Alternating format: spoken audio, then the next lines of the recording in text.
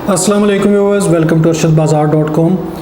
ई commerce या online business करने के तरीक़ों की एक और वीडियो के साथ आपकी खिदमत में हाज़िर हूँ। इस वीडियो में मैं आप लोगों के साथ जो बात शेयर करूँगा वो है कैश ऑन डिलीवरी अकाउंट खुलवाने का तरीका।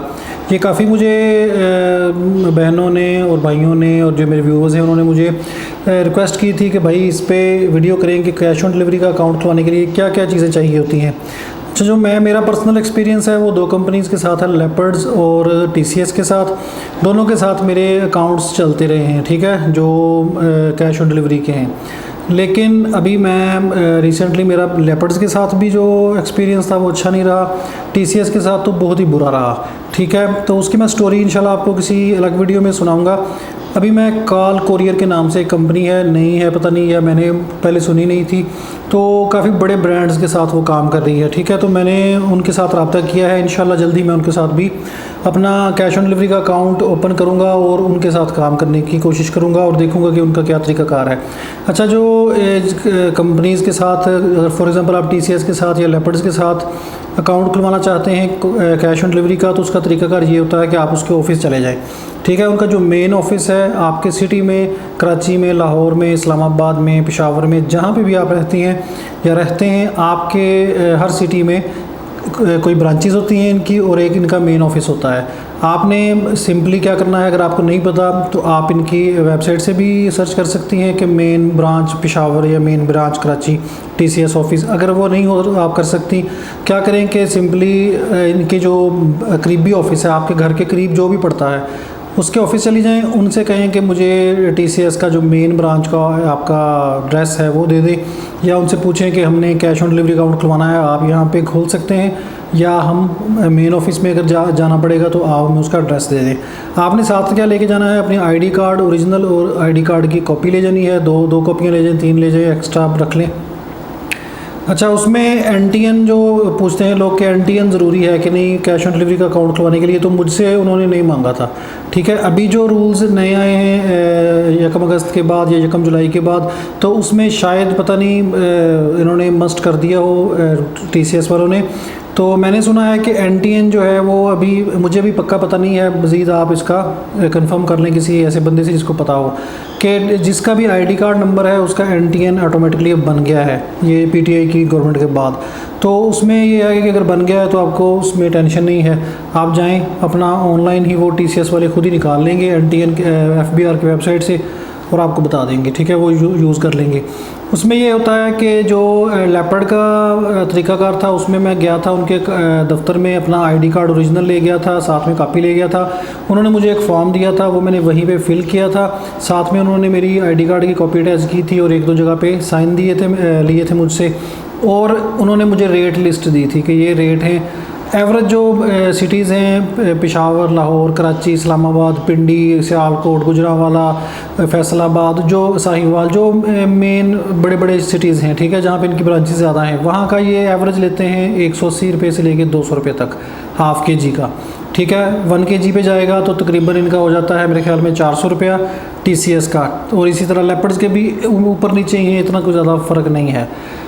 अच्छा, उसमें आप उनसे बात कर लें कि उन्हें कहें कि भाई अगर हमारा पार्सल डिलीवर नहीं होता, कस्टमर आगे से रिसीव नहीं करता, तो हमें ये फेवर दें कि हमें वापसी पे हमारे चार्जेस ना काटें। जाती दफ़ा तो आपके कटने हैं। अगर फॉर एग्जांपल आपने पार्सल भेजा है कराची, आपके 200 रुपये हाफ़ केजी पे लगे हैं, अगर कस्टमर ने आगे से रिसीव नहीं किया, एड्रेस गलत था, कस्टमर का माइंड चेंज हो गया, वट एवर जो भी रीज़न है, उसमें ये होगा कि वो 200 रुपये आपके अकाउंट में डाल देंगे, खाते में डाल देंगे, वो उन्होंने आपके मंथली पैसों में से काट लेने हैं।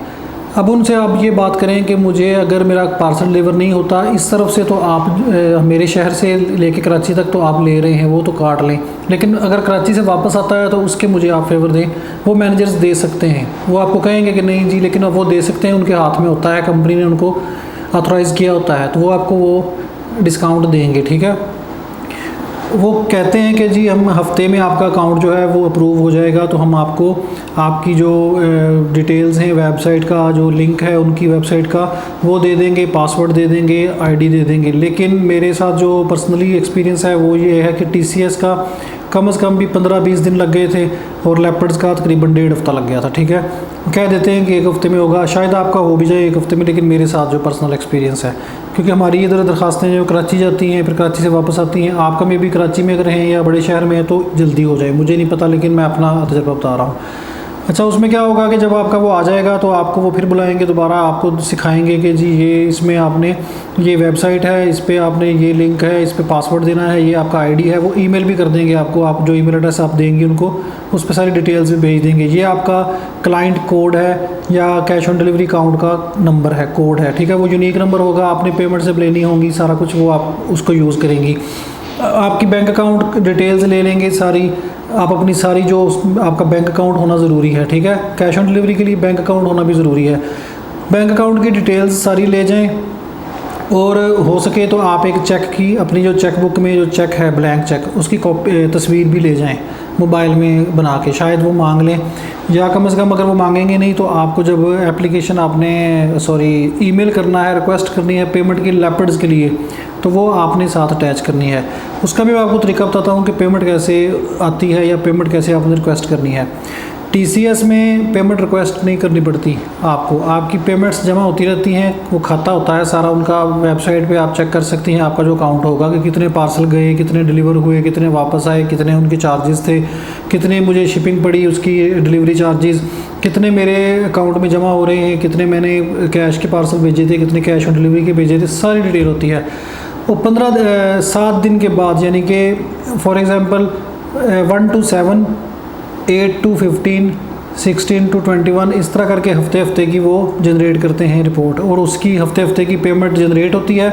लेकिन वो पेमेंट हफ्ते बाद नहीं मिलती, वो पेमेंट आपको कम से कम 15-20 दिन, जनरेट होने के 15-20 दिन हफ्ता बाद मिलती है। कभी हफ्ता बाद दे देते हैं, कभी 15 दिन बाद, कभी 20 दिन बाद, कोई इनका टाइम टेबल नहीं है। ठीक है, TCS का पहली बार की जो पेमेंट है, जो पहली दफ़ा आपने लेनी है, जब आपका सारा अकाउंट खुल जाएगा, आप पार्सल भेजना शुरू कर देंगी, तो आपका जो पहली दफ़ा की पेमेंट है वो आपको तकरीबन महीना 1.5 महीना बाद मिलेगी TCS की।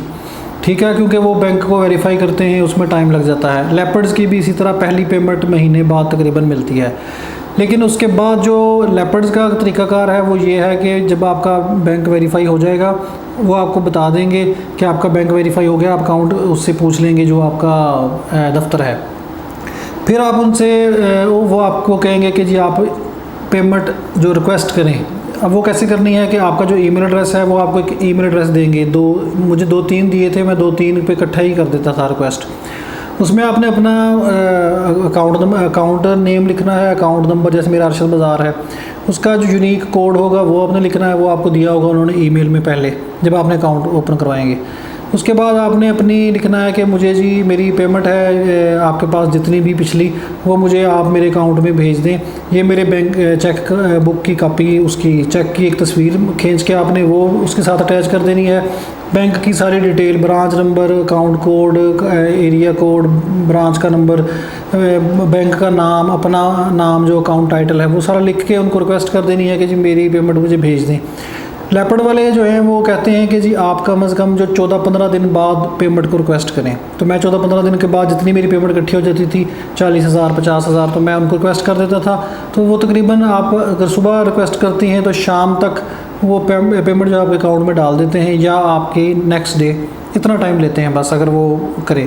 तो TCS वाले ख़ुद ब खुद करते हैं, तो वो तकरीबन हफ्ते बाद उनकी सारा कैलकुलेशन होती है, उसके बाद फिर वो तकरीबन आपका 10-15 दिन बाद जाके आपको पेमेंट मिलती है।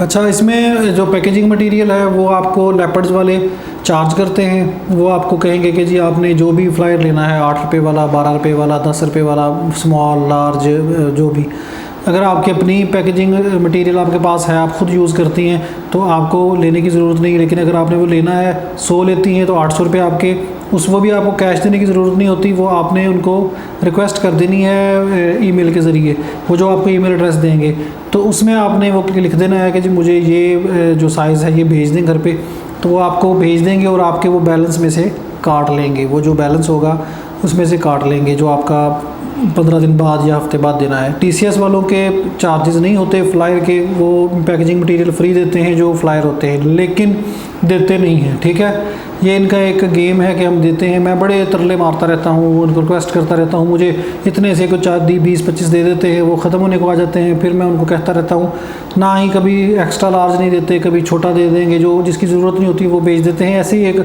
मतलब सरदर्दी ज़्यादा है, तो उससे वो लेपर्ड वाले हैं जो कम से कम पैसे ले लेते हैं, तो वो जल्दी फौरी आपको डिलीवर कर देते हैं। अच्छा, उसके बाद इसमें चार्जेस क्या होते हैं जो TCS के और लेपर्ड्स के नज़र नहीं आते, hidden charges cash on delivery में। अब जो कस्टमर हैं वो सिर्फ आपको कहते हैं कि जी हमने तो 200 शिपिंग चार्जेस देने हैं, तो उसमें भाईजान आप इतना महंगी प्रोडक्ट लगा रहे हैं, आप जी ज़्यादा प्रॉफिट ले रहे हैं। ऑनलाइन में मैं इसीलिए कहता हूँ कि ऑनलाइन में आपने प्रॉफिट की शरह ज़्यादा रखनी है, अदरवाइज़ आप मर जाएंगे, आपका जो अपना प्रॉफिट है, अपना पैसा भी वो भी ज़ाया हो जाएगा। वो मैं अगली वीडियो में आपको करूँगा कि प्रॉफिट मार्जिन आपने कैसे कैलकुलेट करना है।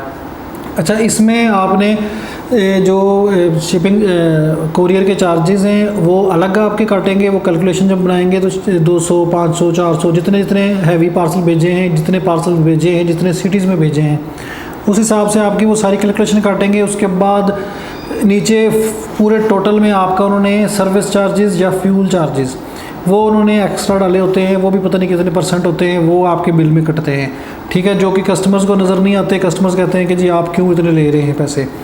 उसके बाद GST जो टैक्स है, सेल्स टैक्स, वो आपके कटता है, पता नहीं वो कितने % है, 10% या 20% आपकी टोटल अमाउंट में से, ठीक है। कम से कम भी आपका जो है ना, अगर फॉर एग्जांपल आपकी 77,000 की या 80,000 की पेमेंट बनती है, आपने कैश ऑन डिलीवरी लोगों से लिया है, आपके अकाउंट में जमा है, तो आपको कट आके वो मिलेगी 62,000, 65,000, 63,000 इसके लगभग, ठीक है। वो उसमें से कोरियर चार्ज भी काटेंगे, टैक्स भी काटेंगे, सर्विस चार्ज भी काटेंगे, फ्यूल चार्जेस या जो भी सर्विस चार्जेस।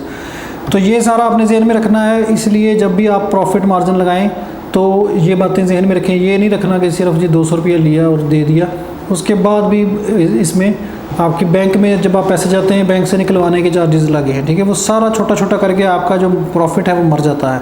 तो प्रॉफिट और से मार्जिन कैसे लगाना है वो मैं आपको इंशाल्लाह अगली वीडियो में बताऊंगा। तो उम्मीद है कि ये वीडियो आप लोगों को पसंद आई होगी। बाकी कॉल कोरियर की जो सर्विस है और TCS का मेरे साथ जो बैड एक्सपीरियंस है वो मैं आप लोगों के साथ शेयर करूँगा किसी डिटेल्ड वीडियो में। और कॉल कोरियर की तरीक़ाकार जो है कि वो कैसे अकाउंट खुलवाना है, मैं अकाउंट खुलवाने के बाद आप लोगों के साथ शेयर करूँगा। चैनल को सब्सक्राइब करना ना भूलें। अगली वीडियो तक के लिए मुझे इजाज़त दें। अल्लाह हाफिज़।